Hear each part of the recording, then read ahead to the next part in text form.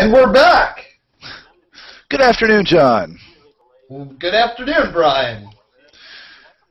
For all the people joining us at home, this is Brian Harris here live in Englewood Cliffs, New Jersey at CNBC headquarters. We're with John Carney, our NetNet blogger at CNBC.com. And we are live from Brooklyn on this end of the scale. I want you to know, John, nobody is making fun of me in the newsroom right now. Uh-oh. John is frozen.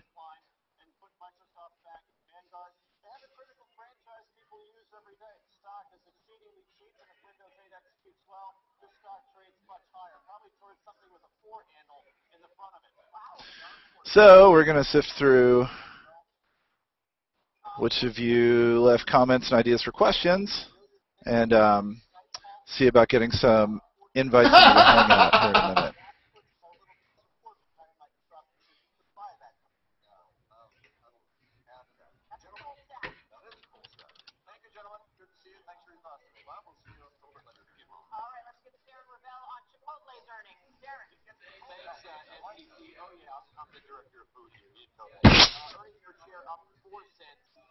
John, quit disappearing.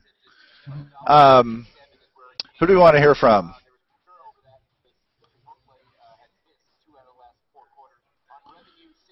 So, I'm looking. Uh-oh. He did. That again, nobody here in the newsroom is making fun of us. John, tell us about Bank of America. So Oh my Bank of goodness. America, for a long time, was everybody's favorite bank to hate. Just about 2 years ago, though, a lot of the so-called smart money decided that Bank of America was so beat up that it became their favorite bank to love. For a long time, that was a rough trade for them, but it's actually worked out pretty well in the last year or so. Bank of America is up by a lot. They seem to be doing a lot better. They had good trading results. So it's no longer the sort of the worst bank around, I guess. All right. So. And today's results were pretty good. They were well received. Nobody punched any big holes in them. That's always the risk with these bank results. You get something, right. They come out, they say, these are earnings, and then people start saying, well, what about this, what about that? I think the big drawback with Bank of America today has to be the fact that these so-called put-back liabilities, the reps and warranty liabilities, the repurchases they might have to make on mortgages that they sold or securitized to bond insurers, to Fannie Mae and Freddie Mac, and to private investors. Right. That is still an open question. That liability keeps adding up. Nobody knows when that's going to end. Bank of America seems to have slowed down their rate of being able to settle these things, get them out of the way. So that's a problem, too. Could haunt them for years to come. All told, they have about $16 billion of claims. Nobody knows how much of that will eventually get paid out, but that's a lot. All right, I have a question about this. So, unless I've completely misread this, which is very possible, is it true that the government is now making a profit from AIG's liabilities that the government assumed? Yes, but keep in mind what that means is it's very strange to think about the government making a profit. The government has basically an unlimited balance sheet. It can spend as much as it wants, and it can hold on to assets for as long as it needs to, because it doesn't have to fund them in an ongoing way. Sure. And so the government can buy things that it can make money off that really nobody else in the world could. 1 second. I'm going to adjust the lighting in here to see if that improves things. All right. And we're going to see if Lee, let's see if Lee Samaha is online. He had a question for us. He wants to know your thoughts on bankers' pay. Sure. I mean, a couple things. This has been in the news very recently, in part because the shareholders of Citigroup rejected the pay package that was supposed to go to the CEO and to the other top paid executives at Citibank. I think that there's a fair objection. The stock of Citi is down 20% over the from this time last year to now. It's a pretty terrible performance.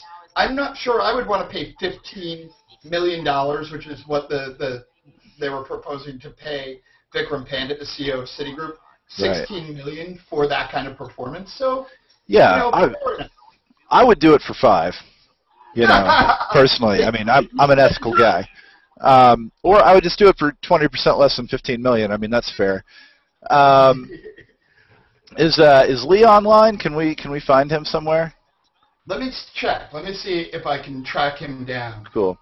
And the reason why I'm asking about the government making a profit off of these previously diseased assets on the heels of the Bank of America conversation is, how is it assets that melted down during the collapse are now good for the government and yet bad for Bank of America?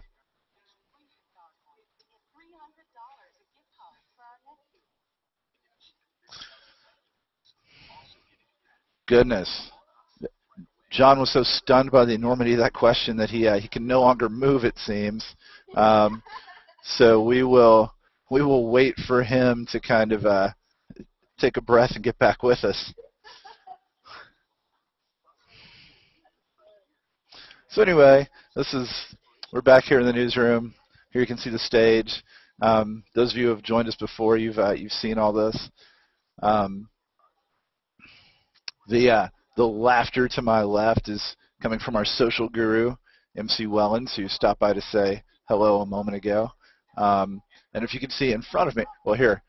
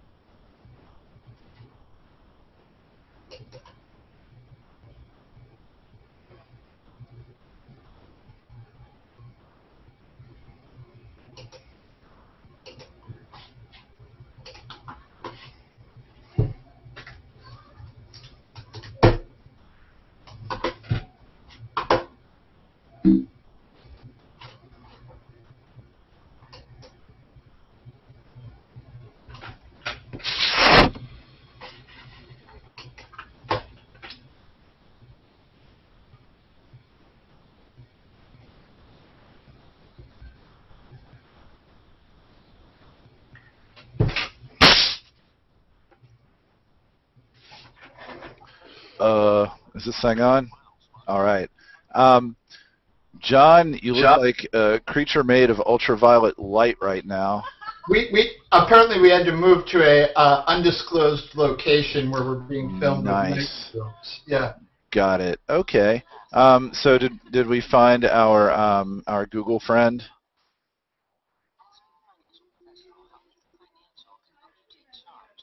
Oh boy.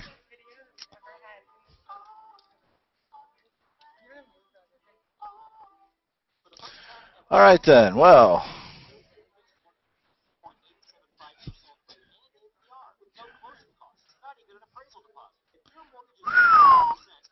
we're officially crashing browsers now.